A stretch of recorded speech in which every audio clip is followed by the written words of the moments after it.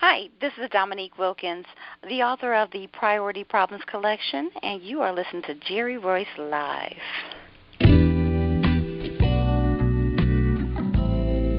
Hello, and thank you for stopping by. I'm your host, Jerry-Royce, and welcome to Positive Power 21 Network, where you get your positive on. This is a worldwide podcast for growth, wealth, and success.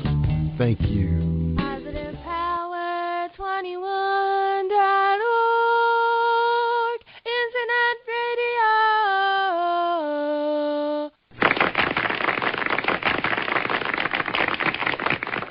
Thank you, everybody, for joining us, and welcome to Positive Power 21.org. I am the voice of Jerry-Royce Live, and when it's all positive, it's all power. That's Positive Power. And today's sponsors are Taking It Back, written by Zenobia Sampson. That's right. Zenobia is going to be returning her gospel stage play to Baltimore. That's right. We'll get notice soon when it's coming back, so listen up closely. And she announced that she will be producing a DVD for this wonderful production. And we heard some souls were saved. And also, I was there in person, but I had an opportunity just to see the first part of the play, and it was a beautiful play. I got a lot of good laughs. I didn't get a chance to see the message, so I'm looking forward to that. Also, we'd like to say thank you to our sponsor, Lane Cobb. Write for Power, Uncover, Heal, and Confidently Step into Your Victorious Life. A 5-week telecourse with Lane Cobb, holistic coach, empowerment speaker, and author. And that starts on August 18th.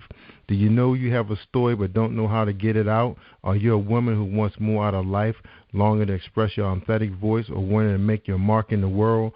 Are the stories about your past stopping you from living the life you really, really want? If you can answer yes to any of the above questions, join Lane Cobb on this 6-week transformational journey to write for power and reclaim your victorious life. And you can reach her at 443-756-8391. Again, 556-8391. If you don't have a good short-term memory, just remember to get her at www.lanecobb.com, and that's 2 B's on Cobb. All right? And also, our good friends on the Maryland Eastern Shore, REI Heritage Tours in Cambridge, home of Harriet Tubman and the Underground Railroad. That's right. Call them at 1-800-522-TOUR to book your scenic driving tour with more than 30 scenic sites related to Harriet Tubman and the freedom seekers of the 1800s. And again, for more information, call 1-800-522-TOUR. All right.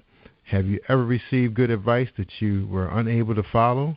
Has your doctor ever recommended a lifestyle change that you found to be unsustainable? Have you ever wanted something in your life but found you couldn't achieve it alone? Contact Purple Rose HolisticHealth.com. They will personalize a program that will radically improve your health and happiness. And Valerie will show you how to lose weight just through dieting. That's right. No lifting weights. Contact Valerie Moore for free initial consultation. Also, Valerie's about to release a book the first of the month for August also, and she talks about all those things in her book. So you'll learn how to juice because she's a real big fan of juicing. That's right. That's right. Help yourself. That's right. And also, we'd like to thank everybody, all our guests from last week. We got to do a recap soon. That's right. Jerry-Royce is bringing back Web TV. That's right. We're going to have some webisodes on featuring all of our guests that we have for the last 2 weeks. Get a chance to do a recap on YouTube. You guys get a chance to see me up in high definition. That's right. I'll be in high def. All right. And also, we can't forget about our good friend, Bunny DeBarge. That's right. She's an author and motivational speaker.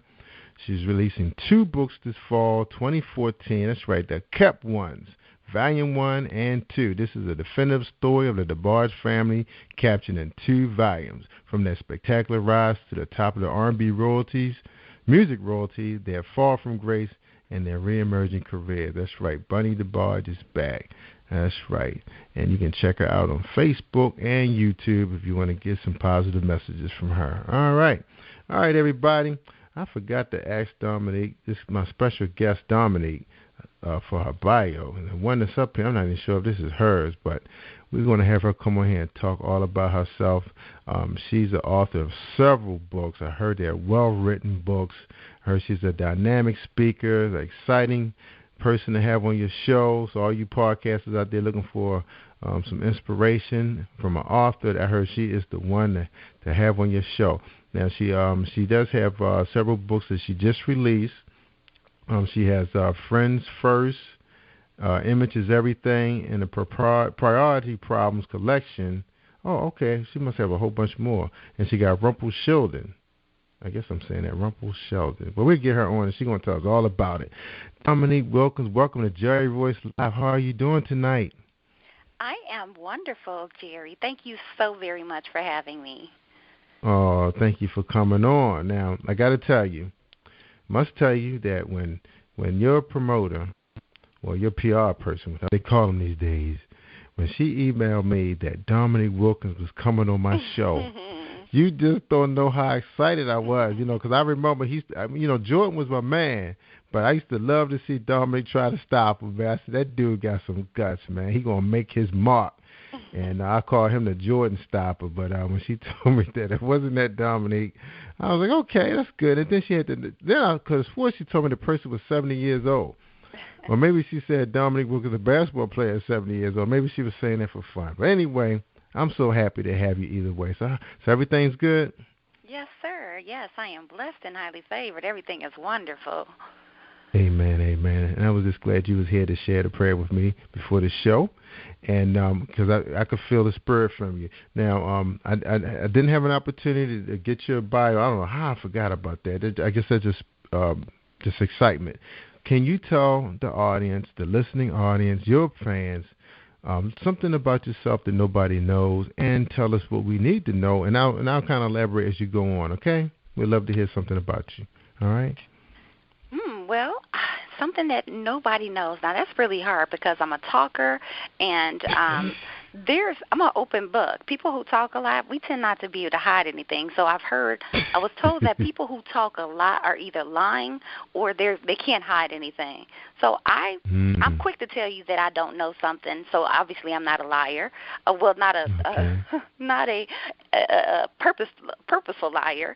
So, but other than that, I definitely am an open book. And at this point, now that I'm writing books, of course, everything that I know, I like to share with other people. So, some things that people may not know how about some things that people who just don't know me? Let me just introduce myself. Yeah. Let's go with that first. Because the reason why I said they don't know you, because there must be something you're doing that a lot of people don't know that you're up to. Now, what are you working on right now that nobody know anything about that you can share? Oh, well, my books are always a book about messages, things that people go through in life. So the current project that I have going on right now is actually another collaboration, and it's going to be a 2014 spin off of the 7 sins, the 7 deadly sins. Oh, wow. Are we ready for that?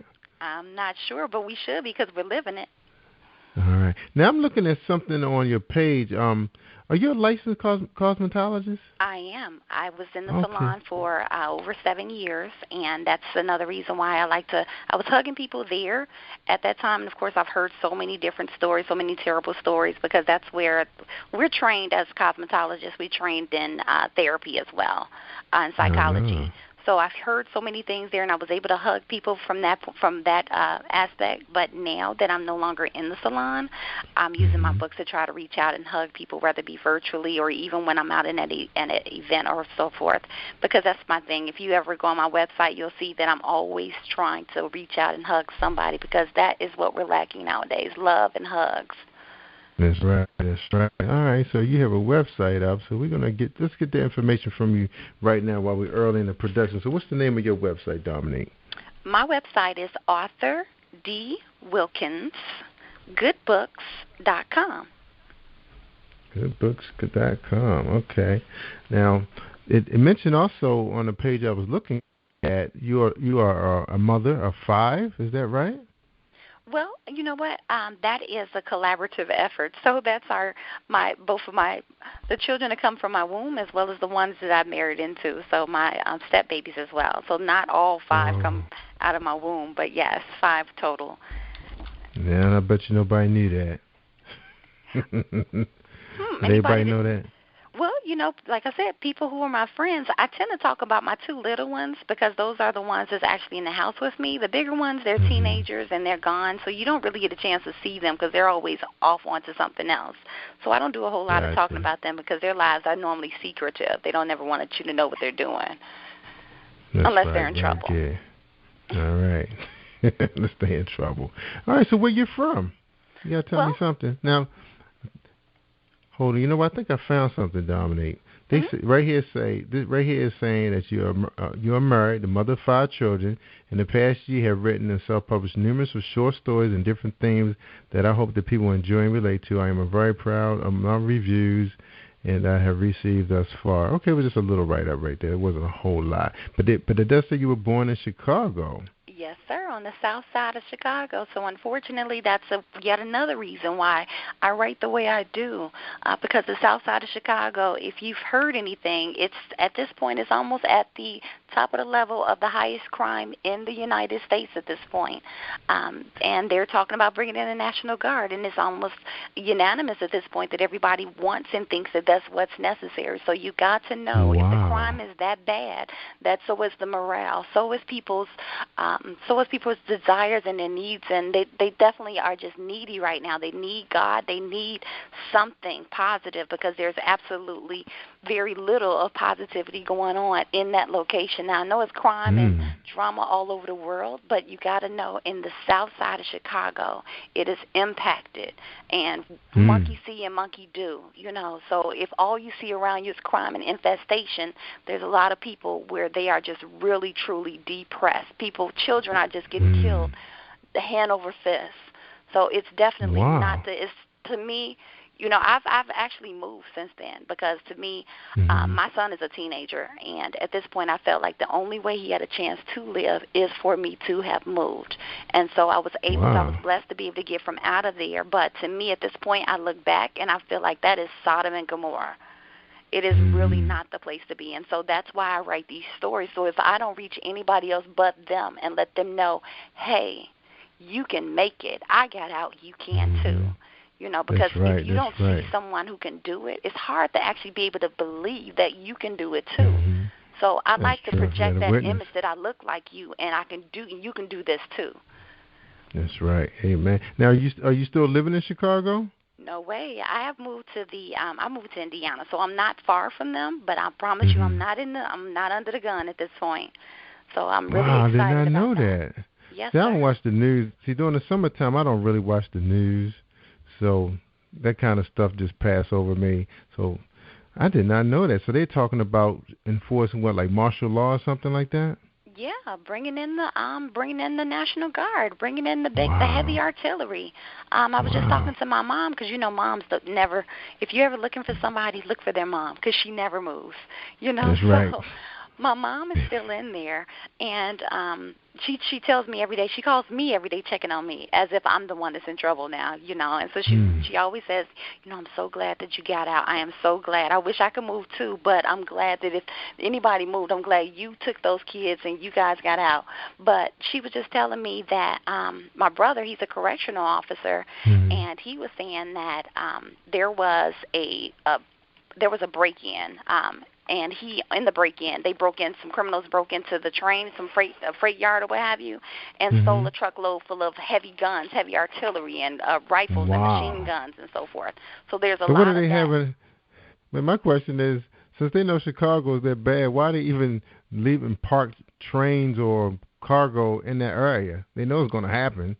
It's crazy. See, that's a setup. So I'll be wondering about that. A lot of things, exactly. That's a setup. That was a setup. Exactly. How would they even know that those cargo trucks or trains were holding that type of cargo? See, that's a setup right there. Well, anyway, we're going to leave that alone. We're going to go back to you. Now, so you're a writer full-time now? Is that what you're saying? No way, no sir. I'm at this point. I am still working part time, and I'm still asking my husband to feed into my habit here. My writing is my habit. So yeah, I see. Look at that. Look, I'm on Goodreads, and what is it, like 15 books on this page? Well, is that right? I have 25 published titles, individual titles. So, and that doesn't include, of course, the anthology or anything like that, anything extra. But I have 25 individual titles that's published. So I've taken some of them and I put them in a collection so that, because like I said, all of my books have a message, even though they're stories with twists and turns, emotional roller coasters, as you would with any other entertaining read. Even though they are entertaining, they still have messages within the pages as you're going through. For example, if the particular scene is abusive, if there's an abusive couple going on, experiencing abuse in that particular scene, I put in a biblical scripture there so that if a person is going through those things right now, they have the option of following that scripture to the Bible for more research, so for their own personal needs. So to let them know, and it's scripture throughout all of my books, whether it's talking about drugs or disrespectful teenagers, backstabbing best friends, whatever it is that you're going through that has you that's beating you down or makes you feel hurt or broken, the Bible has a say-so about it. And it's relevant, it's current, and it can touch you and help you. So I put that in my books to let people know that whatever you may need help on, here's the scripture, and you can go back to that to see exactly what does God say about this. How does he feel about you getting your butt whooped? That's right. Wow, should you stay in that relationship?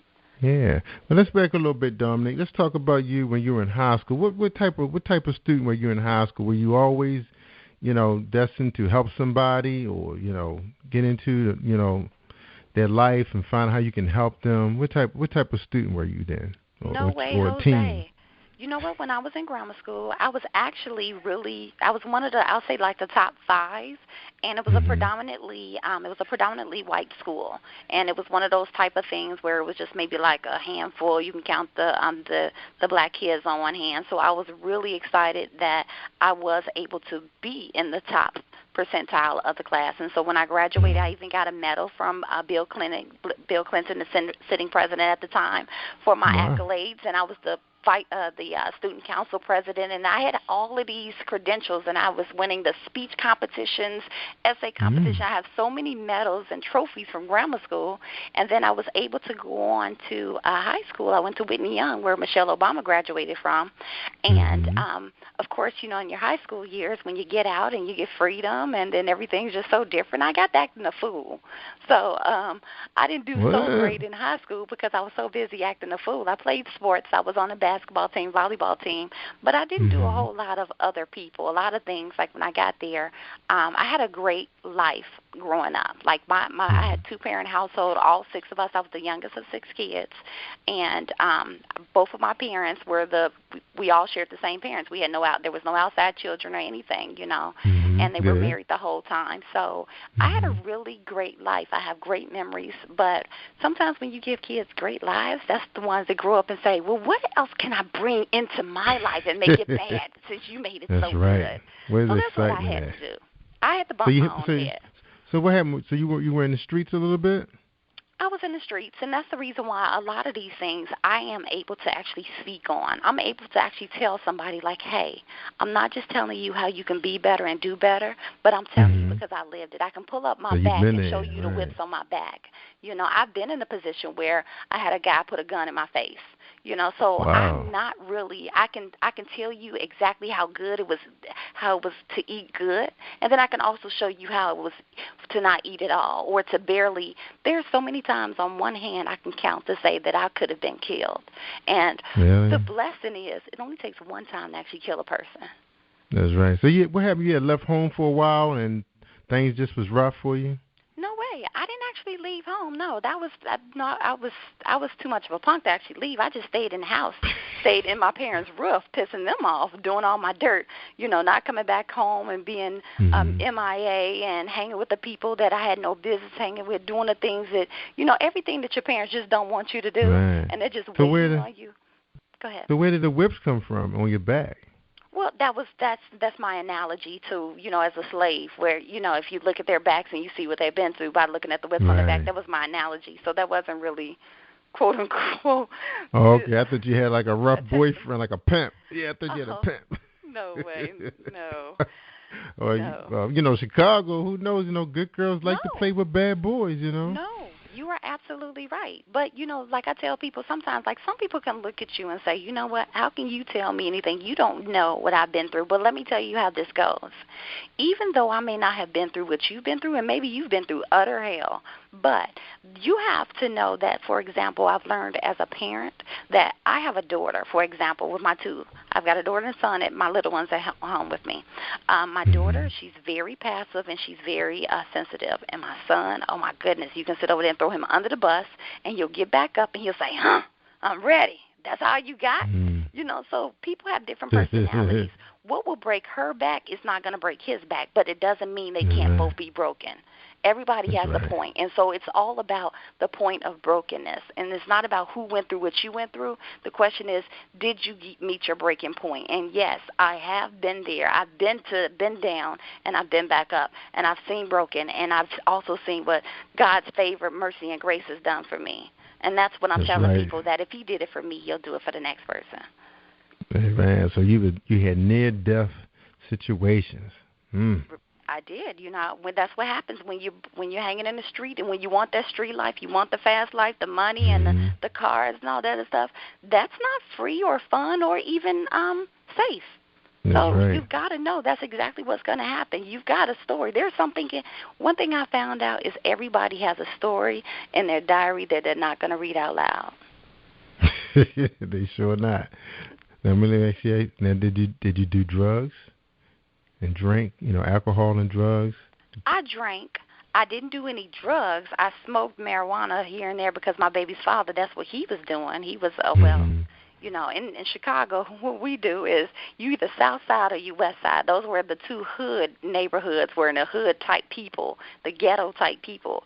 And so my baby's father, my first baby's father, he was from the west side, and so he was a thug, because I always thought that, I need a thug, because I wasn't raised with thugs, so that's what I want. I want a thug. So, of course, if that's what you want, then you have to, when in Rome, you have to do as Rome does. And so there was a lot of things I was doing chasing behind him, as a young Dom full of calm. Did you meet that guy? But did you meet him in the neighborhood, or how did you meet a guy like that? I know your dad was like trying to keep you, away from those guys, trying his best, to provide for you and show you the right way, but yet you crossed paths with this guy. So how did that happen? How did you cross paths with him? Because no matter how bad and how much you try to keep your kids at home, you can't watch them 100% of the time. That you just can't do. Don't scare me, man. Don't scare me, man. I'm just trying to say, you just can't. I got a daughter. Sometimes you do have to let go and just trust them. And what I've learned, though, is I've learned a lot, and I do a lot with my son that I know that went wrong with me. So what I do with him, I make sure that I give him enough leeway, and I say, hey, look, homie, you don't have to do this. If you want to do this, just let me know. There is nothing. Like, I'm so cool with him. I went and put some rims on my truck just so I can sit over there and make sure that he was cool, so he wouldn't have to worry about somebody saying, man, you ain't got nothing. No, we finna go over there, and this is Mommy going to take her income taxes for you. So that way when I roll up there, you won't have to, you can have something. And as a matter of fact, when you get ready to drive, this you. If you do what you're supposed to do what you have to do, so you can do what you want to do. So now, that's let's back up a little bit. It was something you said that was pretty interesting. You were saying that you gave him leeway. So what happened? You didn't get any leeway? It was a real tight watch when you were growing up? It was because my mom was a housewife.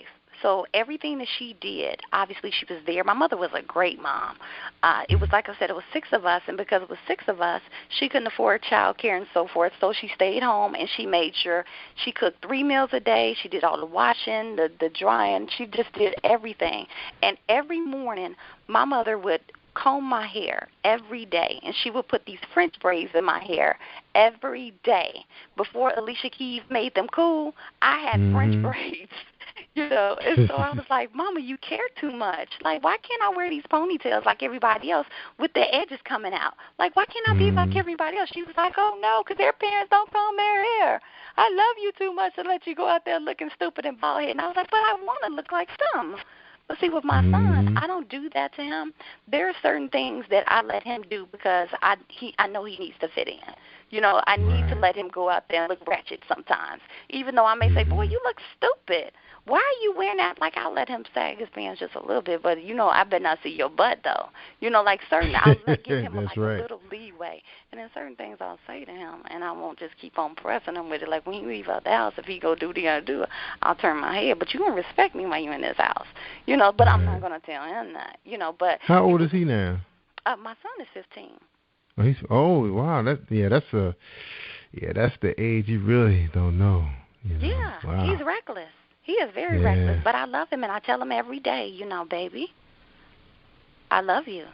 And you look good. You deserve this. And I tell him that, I don't want to be a grandmother because when it's time, it's going to be this and that. So I talk to him and I just keep it real with him. And like I said, I let him know.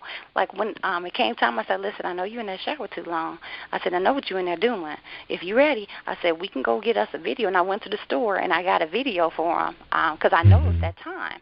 And I went and got a video for him, and I told my husband, I said, you need to talk to him because he was actually the one that pointed it out to me. And I said, listen, boy, I'm so glad he getting old enough and he want to wash his butt. And he was like, he ain't in there washing. I said, well, what is he doing then? He said, he want to get in there every day. He ain't watching. I said, yes, he is. Don't you hear the water? He's like, no, I'm just saying. So, like I said, I don't be bothering him, but, my mother would have been all upset, like, it ain't time for you better not be looking at no girls, blah, blah, blah, blah. No, I tell him, I say, listen, boy, I see you talking to that girl. I don't like that girl. She ain't got this, she ain't got that. And this one little girl, she was 19 years old, and she was real cute. And I told him, I said, she is real cute. And I said, I see she all up in your face. I said, but she ain't got no business in your face. And you're at the time, he was only maybe 13 at the time. But my son is like almost 6 feet. And so I told her, I said, look, she ain't got no business over here. And I said, look, I don't mind you liking a little girl, but you can't have a girlfriend, I said, because it ain't like you're going anywhere. But I said, that one you need to stay away from. And he was like, well, why? 13, she said she liked me. I said, that's right, 13. That's when you start getting really interested in girls, when especially 12, 13, lights starting to go off now. Yeah. Like, I remember 7th, 8th grade, boy, you couldn't tell me nothing. I was looking. Exactly. Wow, look at this. And they starting to get shapes and everything. Now, you mean starting to. They coming out the gate. Yeah, I know. Well, I got a 13-year-old in the house. I know. Yeah, yeah, but the thing about my daughter, she been training in in dance and taekwondo pretty much all her life. So she's been studying taekwondo since she was like 6. So she's supposed to have gotten her black belt this summer, but she messed around and wanted to spend more time with her dance because she actually going to go to school for dance and for 4 years. So I said, okay, we can put it off another time. But I said it's going to be hard if you wait till you become an adult to try to get your black belt because you have to learn a lot more. But she can really hold her own because, she had never lost a fight, and she's definitely Olympic material. My oldest son and I was just talking about that today. I said, man, if I could have just gotten her to go there. But, she wanted to be a dancer, so, hey, it's her dream, so that's okay. Do what you got to do. At least you can defend yourself. That's the main thing. Because she's beating boys and girls and adults, you name it. Nice. So she's pretty good. All right. Well, look, we're at the bottom of the hour now. I normally say top of the hour, but it's 9:30. It's time for us to talk about your books. That's what the fans are here to hear. They want to know. So what inspired you? Now, we know basically, we heard your life. I was so glad you shared, and thank you so much for sharing your life. That was real big of you. So we know a lot about you now. At least I got a lot about you out of that. You're not just Dominique Wilkins, the person that just showed up spiritual. You have a past, and you've seen some things. You've seen the streets. You've seen the violence and all, and you're raising a family. I'm sure that's what inspired the book. So let's talk about one of them. Let's talk about, this is the one I want to talk about. Priority Problems, the collection. Tell us about that. What is Priority Problems? What's that all about? Yes, sir. That it speaks for itself. So all of those books in that particular collection, the Priority Problems collection, is where people are just causing their own problems because their priorities are in the wrong place. For example, we've got images, everything. In that particular story, as a matter of fact, in that particular story, this young lady, she wanted the fast life, and her mother was broke, and her mother was to the point that she would make sure, she was the only child, she would make sure that she ate, and then a lot of times when there was, if she let her daughter eat first, and then if her daughter was still hungry, she'd wait for her to finish eating. If she was still hungry, she got the rest of it. And that way she'd lose a meal because she said, I don't want my daughter to go around hungry. So if anybody's going to be hungry, it's going to be me. So instead of them both eating one plate, she would make sure that she ate her fill and she had everything that she needed. She went to the secondhand store and got her the things so that she was clean. But, of course, it wasn't hers initially. She wasn't the original owner. And so the little girl, she hated that. She hated it, and it bothered her that she had to live in other people's shadows. And then I think one day she went to school, and then somebody told her, like, you know what? Looked at her tag and seen that. She said, this was my shirt. That's my name in your tag. And so she was just too through, and she was like, I hate you, Mama.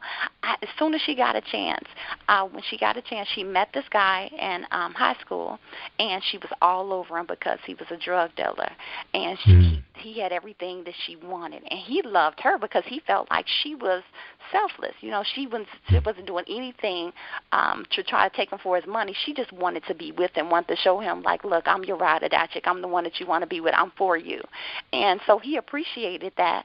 And, of course, he got with her. He married her. And at that point, she moved away. She moved in with him, moved away from her mother, and just tried to close out everything that was in her past that was related to it. And just everything that she did was about image because she wanted people to think that if she looked successful, she come from money. She was successful, and she would be treated accordingly. And that was her whole focus. So eventually she went to school, and he was proud because he said, I'm going to use you to get up out of the drug game, so I'm going to pay so he wanted out. You to school. Right, he wanted out. And so everybody wanted other things, but she was still being selfish. She had a child, and when she had this child, same thing for him. All the other kids at school, my sorors, they all went to this school, so I need to get my son in this school, but her son wasn't so smart. So it was a lot of pressure she was putting on him. It was her own personal issues that she was inflicting on her husband and her son. They were comfortable with where they were, but she had these high standards that she needed to meet because she was so scared of being inferior and people thinking that she was broke and seeing her for who she really was. So you meet those kind of people. That's real right there. That's real. It is. And the truth of the matter is, while you're living this life, you're so busy being somebody else. You're losing yourself. You're pushing away your family, your children. You think you want what's best, but it's really not best for them or you. And she has to find out the hard way because the past always comes up and catches you and bites you in the butt. And when her past came up, his past, he was a drug dealer. And when he tried to get out the streets said, you ain't going nowhere. Yeah, they won't let you out. They came after him. Right. Exactly. They came after him while she thought she was living this college life and going to this private school, having a child in a private school. It came after them. And she had to focus and say, you know what? I lost everything like that. Why? Right. What did I do wrong? How could I change it? Can I get out? God, can you forgive me? Forgive me for my sins and let me go forward in a different path if I just leave all that behind. Can I make amends with my parents? Honor thy mother and father. God, can I get a second chance? Are you a forgiving God? To see if she can try to get out. And so you want to read Images, Everything to find out how that happened. Now, Dominique, she kind of remind me of those women, those black women that get those really good government jobs, or they have a successful business, and everybody know they come from the hood, but when they come around their family, kind of remind you of soul food, like the part that Vanessa Williams. Their parents, the family did everything to sacrifice to get at least one or two kids to college, and then they come back, they acting bougie now. They got the fat Benz, they got the diamonds, they rocking, they got the nice, beautiful, expensive fake hair, and we label them the bougie, because they're going to act different. They're not going to act. They don't want nobody to know they come from the hood. They're friends. Exactly. So that was her, right? What did she say in the movie? She said, "Everybody think I'm the ATM, automatically Terry's money." So you are absolutely right. Some people do get that extra step and they take it to take off. But the problem is that no matter who you are, we are who we are because of where we came from. Your past is what makes you. So you cannot run from your past, because the truth of the matter is it may not be great or something that you want to glorify, but it helped you learn something. Because if you don't learn from your past, you're damned to repeat it. That's right. You are. All right. Now you have another one that was released around the same time. Was how you pronounce that? Sheldon? Is that right? Sheldon. So it's a spinoff of Rumpelstiltskin, the fable Rumpelstiltskin. But what that is in Sheldon, his name was Sheldon. The little boy's name was Sheldon. And the story starts off as a child.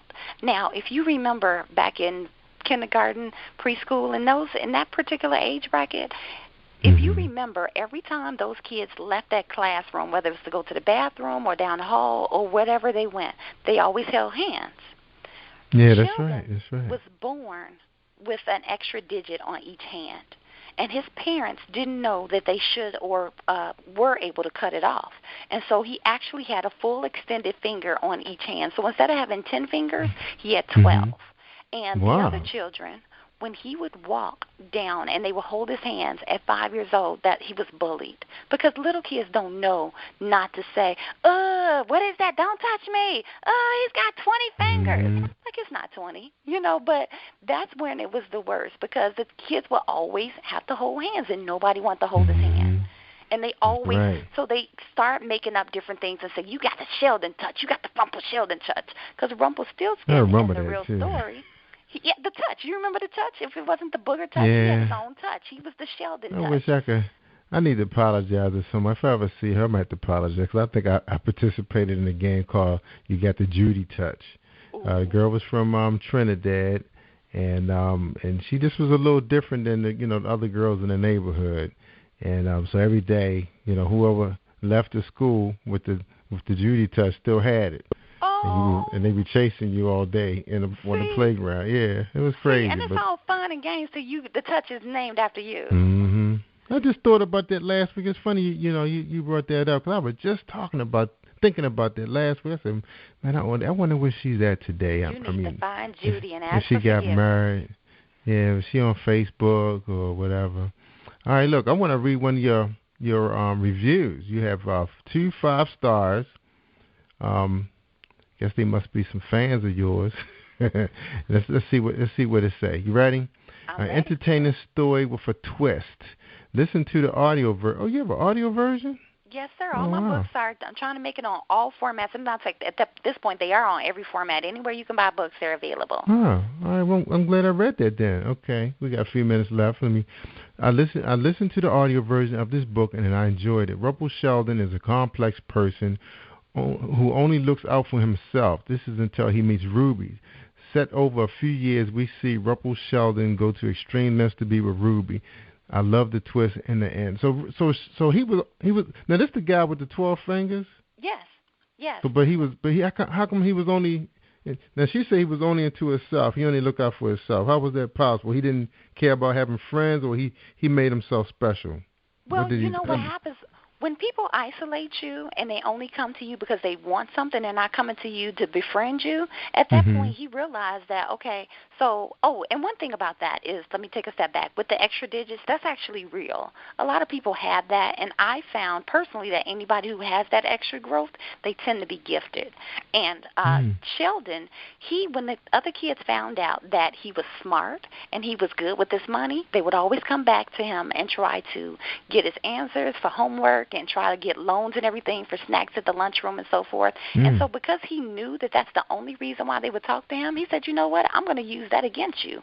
So he became, basically he allowed the barter system, and then people would owe him. And so it got to the point that they would owe him so much, they practically owed him their firstborn child, because he never needed anything from them, because they always needed something from him. And so that was what he used against them all his life in order to get through, because they were fake friends who only came around when they wanted something. Until one day in high school, he met some girl, and she smiled at him. And that one gesture of warmth, of friendship, really just turned him out because nobody else gave him the time of day. Everybody just wanted to, And so when he saw that, he immediately had to have her. He needed to know her. Who was Ruby? He chased after Ruby the whole time until he finally got her because Sheldon became very successful. He was a very smart man, went to business school and opened up his own business, and he had his own professional loan system, banking and loan system. And so they ended up coming back to him, and he had to have Ruby. Even then, he couldn't get her out of his system. And guess what? When he finally got her, he found out that all that glitters is not gold.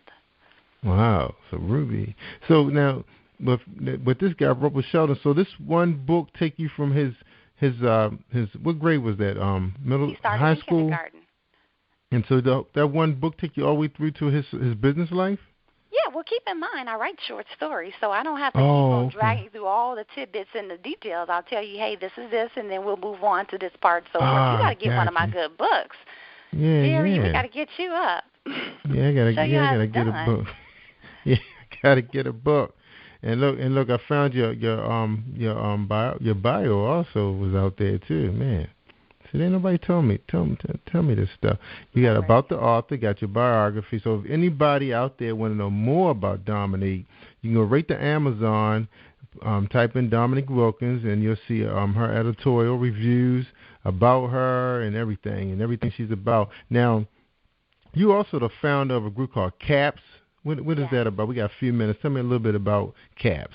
Every year I get together with about 9 other authors, and we're called Chicagoland Authors Promoting Success. But going forward, though, this is our 3rd year meeting, and what we do is we come together and we talk to other people who may possibly have a story within them, and they want to get some support or some tips from people who've already been in the industry, what to do, how-tos.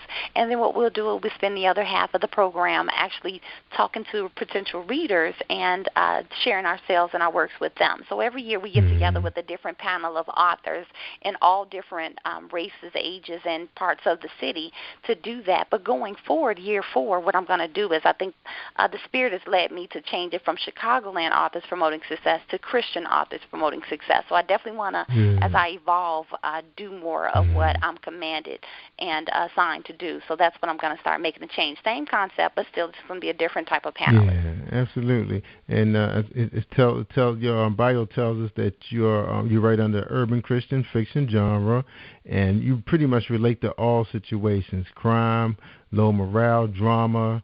You basically, the books are to help build a person's, their confidence, or just share the circumstances and let them know that they can rise out of it.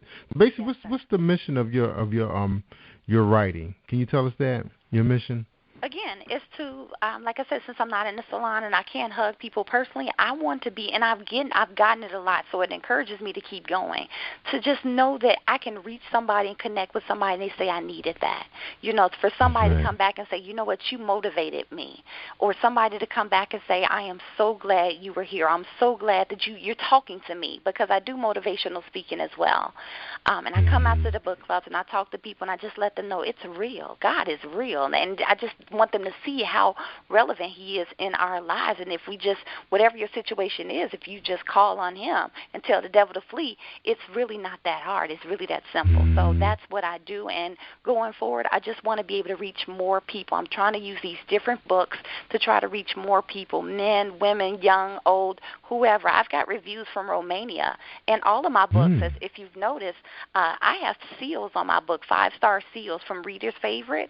For all of my books out of 25, they're either 5-star or 4 stars. The 4 stars obviously don't have seals on them because they don't make them for that. But I'm very proud because these books are reviewed by men. And like I said, women of all nationalities, and even I was blessed to be a part of the anthology, which is a lot of people over the Middle East. So my message is universal. It's not just Chicago South Side. I can get you to pick up one of my books, Jerry, and as you can see, as we were talking, you said, that sounds very familiar to me. I know somebody. I can relate to that touch. If I can get you to relate to one of my stories, I've officially got you hooked, and if I can keep you going, because, Jerry, I make sure you get a roller coaster ride while you're in there. You're going to get your money's worth. That's right. So definitely, I'm very excited what I do. And look, and one of your reviews said, he said, trapped with no memory of your true self. He said it's not easy being different. Being different means that you don't blend in completely. It means that you don't perfectly fit into everyday jigsaw of life. An aspect of being different is that society rules don't apply. You are hard-pressed to create your own. Sheldon did just that and found he was obsessing until he caused him the one thing he desired, love. Wilkins did a great job with this story. We all want love and to be accepted, but what happens when something about you makes you different from the population? Sheldon's story will have you embracing differences and understanding that inclusion is the mix. I'm telling you that these short stories you want to hug. I'm telling you that these short stories are stories that want you to hug. They are so good, so feel good. All right, so this person really got the message. Yes, they got it. Yes, they got it. All right, that is so great. That is great. Oh man. So what's next? We got a few minutes. What's next on your agenda? You got the next project. Are you going to hit the book festivals? Are we going to be able to meet you? Get a hug? What's up? Yes, as a matter of fact, like I said, I have. I'm going to be if you're going back to Chicago, at the end of August. So if anyone's in the Chicago area, I'm going to be at the African Arts Festival that Saturday. I believe that's August 30th. I'm going to be there all day hugging folks. And like I said, you don't have to make a purchase. Just let me know. I smile. Everybody who sees me, the smile is plastered upon my face. And if I can get you close enough into arm reach, next thing is I'm giving you a hug, whether you like it or not. Because one thing about hugs, everybody, give somebody a hug and you will break down every wall they have. They are not ready for that. If you want them, hug them. And at that point, you're a friendly. You're no longer foe. So definitely everybody hug somebody, because I promise you, hugging is something that cannot be selfish. That's something that both of you have got to get something from. There's no way it can be just one way. That's what I'm doing, Jerry. And like I said, God has been blessing me so much. Every day I'm learning. I'm going closer to His Word. And the fact that He took me out of Sodom and Gomorrah is a testimony right there. Because if I ever had a chance to sit down and tell you how He just picked me up and He just actually just directs my steps, it is amazing. It is amazing. I believe so, you. Again, I wish I had I've got, like I said, I've got a teenager that I'm chasing behind. I've got a lot that I'm going on right here. But honestly, if anybody's listening to the sound of my voice, just thinking about children, if you have the ability to mentor a child, it is so important because, like I said, everybody don't get hugs at home and compliments and smiles. So if you have the ability, the time in your life, you can set aside some time. Please grab a child and hug them and mentor them and talk to them and tell them what maybe their parents maybe didn't have the chance to do. So if you have the opportunity, please be a big brother or a big sister to somebody, because it is so important and so necessary. And I really appreciate you for doing it. Absolutely. And the administration, they appreciate that too. They of course they're going to do a background check on you. So if you got some pending issues, don't try it. But they will welcome you in with open arms, and they need some help in there. I do it myself several times a year. I help put on a few events at the high school. It's very rewarding. I actually have 3 kids myself. One is an adult male, of course. But, of course, like you said, it takes a village to raise a child. So everybody, all man up, right? All hands on deck. That's what I meant to say. That's Get in where you fit in. That's right. Now, Dominique, we got to go. We got another guest coming up. I really enjoyed having you on the show, and we got to have you back because I know you're going to have probably about at least 6-7 books out before Christmas. So we're going to look forward to having you back somewhere around the holidays. Okay? Sound good? Yes, sounds like a plan. I'm claiming it. Absolutely. And that's Dominique Wilkins, everybody. Remember, she's a licensed cosmetologist, mother of 5, and she's currently the Indiana chapter president of Authors Promoting Success. All right, and also she's pushing urban Christian fiction genre. And read it. There's messages behind everything she writes. I'm jerry-royce live on positivepower21.org. Thanks for tuning in, everybody. And don't forget about replay. Support the authors. They're here to write for you, to help you, to understand what you're going through. I'm Jerry Royce. And remember, if you want to read some good stuff, you listen to Jerry Royce Live. Bye-bye. Thank you for tuning in to the Positive Power 21 Network. Team 21 would like to thank you all for tuning in. All right. Please spread the word and tell a friend. This is Jerry Royce at Positive Power 21, where we get our positive on.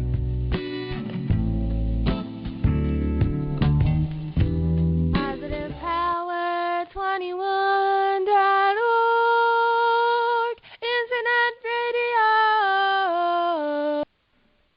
Thank you, everybody. And don't forget about us on Spreaker.com/positivepower21.org. Good night, and thanks for tuning in.